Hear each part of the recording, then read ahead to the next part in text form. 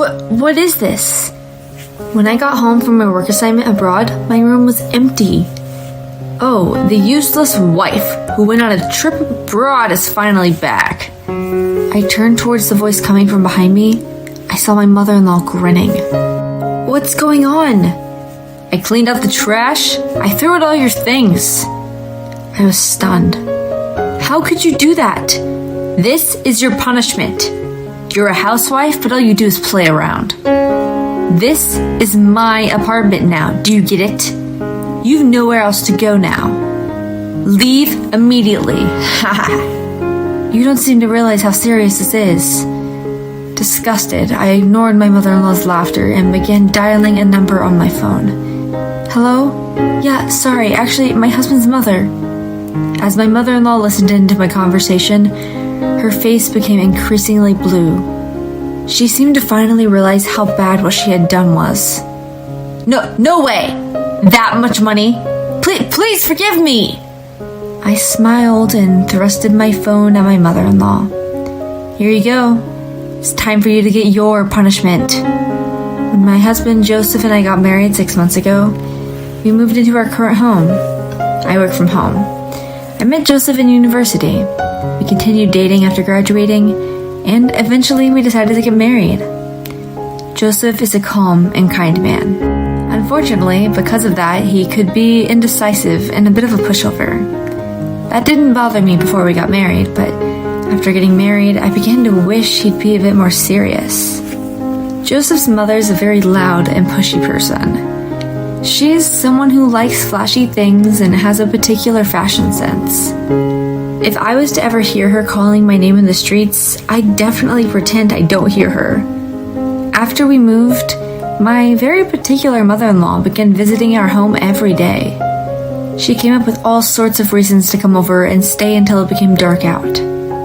At the beginning, I tried convincing her to leave by saying things like, I'm worried about Joseph's father, or if it gets late, it could be dangerous outside. But it never worked. I tried explaining to her that I work from home, but 1 month passed and she didn't get it. I work from home on my laptop. I have a lot of work to do, so I'd like to focus on it. Huh? You're just lying. All you do is play around on your computer. My mother-in-law would laugh and not listen to anything I said. To top it all off, she would invite her friends to come over with her to our apartment without permission. She once brought over 5 friends, which put her in a great mood. Look, this apartment is worth $750,000. It has an amazing view, doesn't it? She showed off our apartment to all of her friends, and she forced to prepare them all snacks and tea. A few hours later, they finally finished. My mother-in-law left me to clean, and it was only natural for me to do so. We went to send her friends off. After her friends left, she came back up to our apartment. That was so much fun! It's wonderful having a son. I'm so proud of him. She jumped on the couch. Because my mother-in-law was always coming over, I could never finish my work during the day. I had to work late into the night to catch up on it. I was super sleep deprived. That day, some especially important deadlines were approaching, so I had been worrying about them since this morning. The fact that my mother-in-law forced me to host her friends on that day made me sort of boil over with anger. As I cleaned the house, I cursed my mother-in-law internally. Doing this every day? Give me a break. What's so fun? This isn't even your house. You didn't even offer to pay for everything you and your friends just ate now. You leech. Let me do my work. My mother-in-law came into the kitchen to make sure I was cleaning. Okay, I'm leaving. I plan on inviting another group of friends over next week, so see you then, she said. At that moment, I heard something pop, and I began to let everything I had been holding inside my heart out. Hey, do you realize how rude you are? This isn't your home, yet you come here every day. You brought your friends over to show off. Don't you think that's too much? I'm not your maid. How many times do I have to tell you I'm working? Let me use this opportunity to make it clear. You're bothering me. I couldn't stop it. The color of my mother-in-law's face began to change. When I finished, she began to scream back at me. Bothering you? You're my son's wife! What's wrong with me coming over to my son's house? You're just a housewife who spends all day messing around. You don't even do any housework. You can't just talk back to your husband's parents. You're the one who's gone too far. You're a freeloader. I'll remember this. She left her apartment, red-faced and in a huff. That night, I told Joseph about what had happened. I desperately asked him for help. I wonder what will happen. She's old and super stubborn, right? I don't want to be a bad son, so I think we should just listen to her. He was totally on his mother's side. This was the first time Joseph spoke so firmly about something, which surprised me. Usually, he was the type of person to vaguely answer or run away if I tried to ask him for advice. This was the first time a conversation of ours has ended like this. I thought he would understand me at least a little bit, so I was very disappointed. And that day, I stopped trusting in Joseph. In the middle of that weird atmosphere, I suddenly got called on for a 2-week-long business trip abroad. When I told Joseph, saying it's just work is an excuse, right? You're actually just going for fun, aren't you? He was suspicious of me. Joseph had never gone on a business trip before, so I assumed that's why he didn't understand. Honestly, I was pretty excited for this opportunity to work abroad, but I couldn't help but think about my mother-in-law. I felt uneasy about what she would do during the 2 weeks I was going to be away. My business trip finished without any problems, and I returned home to the States. I was still feeling uneasy, but I felt happy to be home and thought about how Joseph must have been lonely while I was away. I told Joseph I'd be coming back today, so he should be home. I rang from the first floor of the apartment building. There was no reply. I rang again, but the apartment entrance still didn't open. That's weird. With no other choice, I dragged my heavy luggage up to our apartment building by myself. When I got to our apartment, I tried unlocking the door, but there was a chain in place. He's here. Is he asleep? Through the crack of the door, I called for Joseph to wake him up. I rang the doorbell again. Finally, I heard the footstep sounds, but it wasn't Joseph. It was my mother-in-law, appeared with an annoyed look on her face. She stood at the doorway and began to speak. What are you doing in my apartment? I hadn't entered my home yet, and I already had to deal with this. What kind of joke is that? Please open the door. You're the one who seems to be joking. You're not the owner of this apartment. Please give me a break. I was drowsy from jet lag, and I wanted to rest as soon as possible. Don't you know? The apartment is under my name now, so I won't let you in. My mother-in-law spoke with a triumphant look on her face. I had no idea what she was saying. Excuse me? What do you mean? Do you really think you can do this? She wouldn't listen to me at all. Do you really think you can do this? You're just a housewife, but you left behind my son on a 2-week-long vacation. We're kicking you out. Haven't I told you both before that I went for work? She still wouldn't let me in the house. Give up. None of your things are here anymore. She threw me a key to a storage facility and shut the door. I was stunned. I tried to call Joseph, but he wouldn't pick up. I needed to rest, so I dragged my suitcase with me and went to the closest hotel nearby. I laid on my hotel bed. I could feel myself fill with anger. I made a phone call. That morning, I headed back to my apartment building and rang from the entrance. Yes? I heard my mother-in-law call from the apartment building. Without a word, I entered the apartment building. Climbing in my apartment, I unlocked the door and spoke into the apartment. Please unlock the chain. When my mother-in-law realized it was me, she yelled at me to go away. Please let me in. If you don't undo the chain, I will report you to the police and make a huge scene. Is that okay with you? Imagine how embarrassing it'll be with all the neighbors see that. My mother-in-law responded to my threats and undid the chain lock. The inside of our apartment had completely changed in the last 2 weeks. Where did she even find those tasteless cushions and gaudy curtains? In the middle of the living room, there was a red carpet, bright enough to make your eyes hurt. I felt my head ache from the decor in the apartment. My mother-in-law was sulking on the couch. I asked her about the rights to the apartment. Did you really change the apartment into your name? I did. I'm sure someone like you would consider it a ridiculously long and difficult process, but I'm different than you. She had a proud look on her face. Really?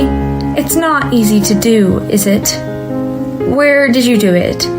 Can you show me the documents? You should have a copyright. I asked her because I knew there was no way she had anything. I didn't do it. My clever son did it for me. So this time she planned on bringing in Joseph. Really? Then let me ask Joseph about it. I walked towards the bedroom. Don't go around my house without permission. My mother-in-law screamed, but I didn't care. Joseph slept all day during the weekends, so I knew he'd be in the bedroom. I opened the bedroom door without knocking and slapped him across the face. I pulled Joseph and his mother to sit at the table. Joseph looked down guilty, while his mother was boiling with anger. I asked them about the rights to the apartment building again. I heard you gave the rights to your mother. How did you do that? Joseph's eyes filled with tears. My mom kept saying she wanted that apartment, he replied in a muffled voice. She wanted it, so you gave it. Isn't that a little strange? How did you do that? My mother-in-law chimed in. What's wrong with my son giving me an apartment as a present?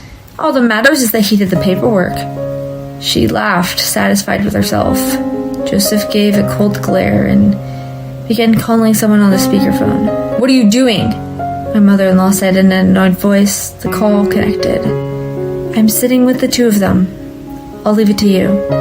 Joseph slumped his shoulders even more. Got it. Let me explain. I understand you're occupying my property. If you intend to stay in the house, you'll have to pay $8,000 monthly in rent. You have three choices. You can pay the $8,000 in rent, leave the apartment, or if you stay in the apartment without paying the rent, I will report you for forgery and breaking and entering. My mother-in-law's face went pale. The real owner of this apartment was actually my sister. Right as Joseph and I got married, my sister sent to work abroad, so she left us to live in her apartment. Since we've been taking care of her apartment while she was away, she left us the apartment for free. Thanks, sis. I'll take it from here. Get it together. If anything comes up, call me. I laughed and hung up the phone. I turned to Joseph. What you did was illegal.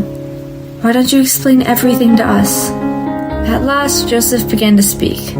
My mother kept pushing me and telling me to give her the apartment. Annoyed, I just answered, yeah, but she misunderstood. She went far, so I couldn't go back. My mother-in-law was in a state of shock, and her whole body shook. Joseph continued to make up excuses. I feel bad, but I thought you'd forgive me if I apologized.